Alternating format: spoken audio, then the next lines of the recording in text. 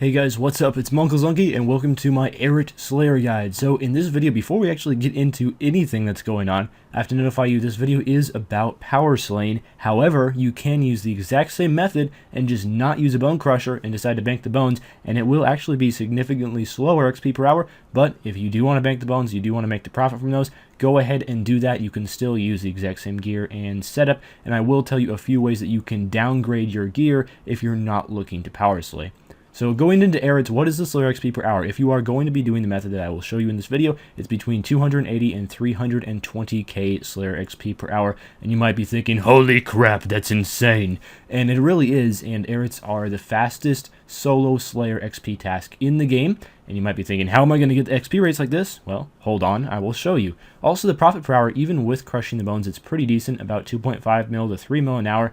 And the charms are okay. They're not great. You're going to get some crimsons, not really a whole lot else. Alright, time to go over the gear setup. For the gear, you're really going to want to use melee. Unfortunately, range and mage are just not a feasible option here because they're just so much slower, so you really do want to use melee. And also, you see me wearing Torva. The reason why I have Torva over Bandos is because you do need some defense here because you will be attacking multiple Airuts at once. Sometimes these Airuts can spec on you, and if you have Bandos, you'll be ripped to shreds. Torva has much better defense.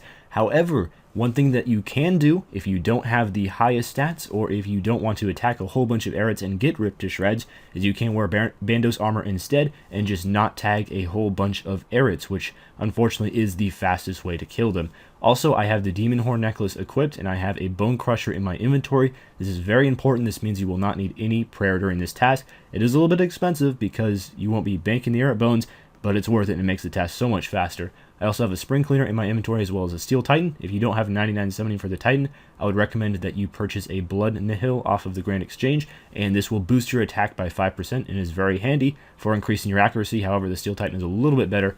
I also have a Ferocious Ring for bonus damage in the Curdles dungeon, a Slayer Helm, and Supreme Overloads in my inventory. If you don't have Supreme Overloads or you don't want to spend the money on Overloads, you can also use Extreme Attack and Strength and it'll be okay, but Overloads really make a huge difference, and I would say that this task, they are worth using it on. Remember, you will be making all of your money back and profiting quite a bit in the long run as well. So now into the method of how we're going to be killing the Airuts. First, you want to dose up with your Overload, summon your Steel Titan or Blood Nihil, feed it with scrolls, and make sure that you have Turmoil and Soul Split active. Now, the general method of killing the Airuts is really easy. You want to just attack all of the melee ones that are standing up because the ranged ones, which are the ones that are on all fours, will not follow you. So you only want to attack the melee ones, and then you want to finish off the last Airut you tag.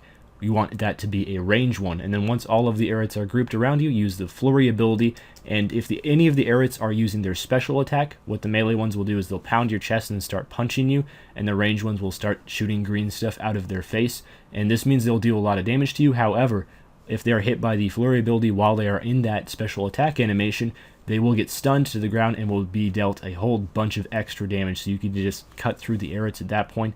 And this is very, very good Slayer XP, really, really easy. Unfortunately, the only thing that you want to watch out for is if you are attacking a ton of Airuts, your health can go down quite fast if several of them start specking on you at once.